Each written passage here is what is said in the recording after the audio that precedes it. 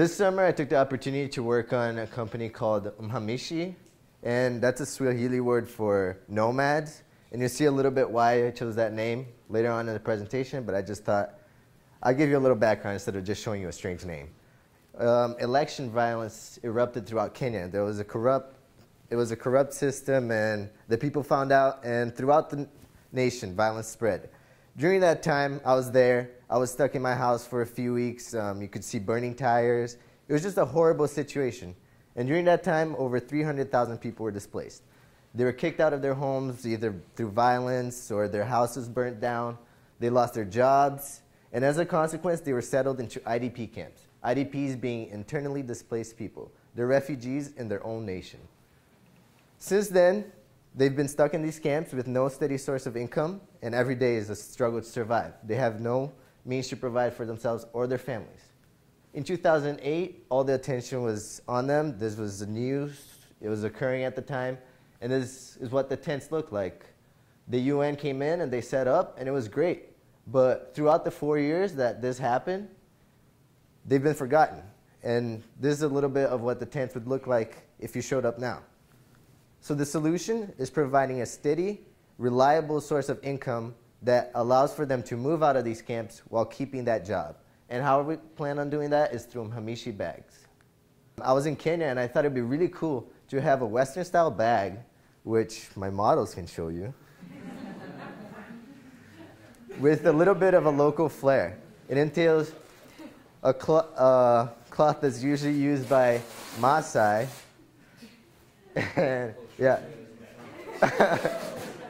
Yeah, that's the female version. That's our male version, as you can see. But I thought it'd be really cool to connect the two and just create something that people like tourists or even me that grew up in Kenya but aren't necessarily Kenyans could appreciate. Thank you, guys. There's different styles. It's made out of canvas and shuka, which is that fabric the Maasai were wearing. They're handmade by IDP women. They're simple, they're stylish. If you've been in Kenya, you'll know what they're about. If you're not, they still look good.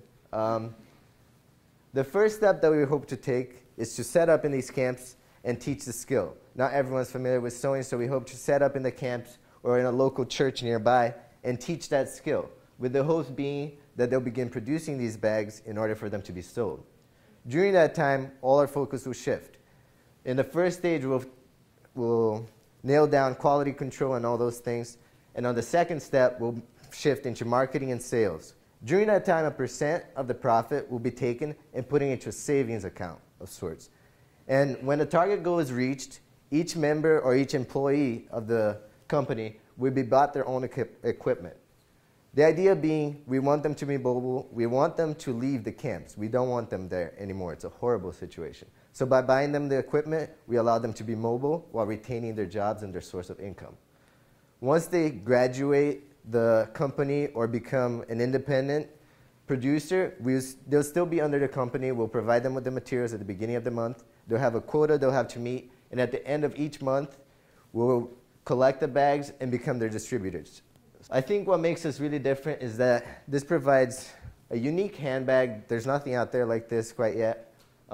It tells a story, as I'll show you a little bit later on, and it provides a stable source of income. Our competition, in Kenya, it would be local artisans and souvenirs, but that's not good because they're struggling to survive as it is. So by approaching different distribution channels and targeting a different segment of the market, we hope to not compete with them so that they can continue to make a living.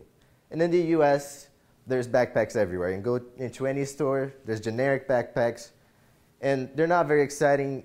Most people don't like them. I don't like them. And then you have the designer bags, which I love, but they're $200 or they're very expensive. So we hope to fit somewhere in between, appealing for people that like design bags, personal things, but aren't necessarily, they don't have the money to buy designer stuff. One of the really big things that we want to focus on is branding. The whole idea is a social development project, and we really want to get across the situation that the people are in. And the way we hope to do this is each bag is going to come with a personalized tag, telling the story of the person who made it, the name, and a picture. That way we're able to connect both the customer to someone across the continent and make that product more personable, something that they can relate to. And the second way is to create a blog on our website where either posts can be made or narrated, depending on whether the IDP can read or write, by members of the communities and employees themselves. As of right now, I was in Kenya this past month working. I was able to connect with a few refugees that I'm working with. We haven't reached into the IDPs yet, so we're currently outsourcing to refugees, which is still a good thing. Within the next year, I hope to find a local manager just because I can't be there all the time. I'm still a junior, have to graduate first. And by the third year or so, I really want to be on the same level as the local manager. The idea being, again, to empower the people, to give them something that they can be proud of. And the whole idea of the program, too, as you can see, is that it cycles through new employees, allowing and giving more people the opportunity to create a sustainable job.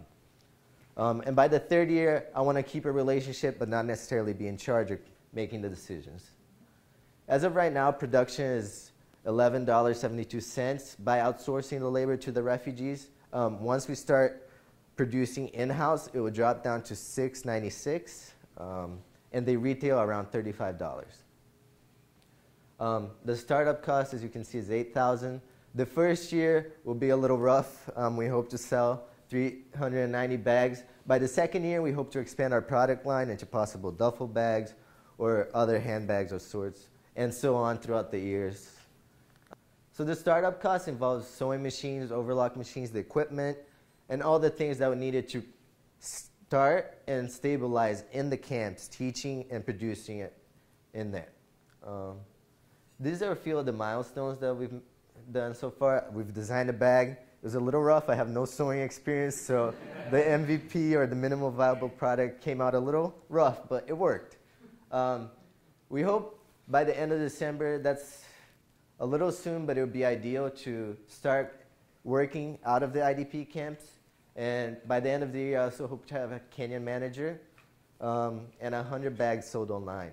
And then at some point in the future, we hope to connect with local retailers both here and in Kenya so that we can start retailing the bags out of actual stores instead of just online. So thank you for your time. I hope you guys have a great night.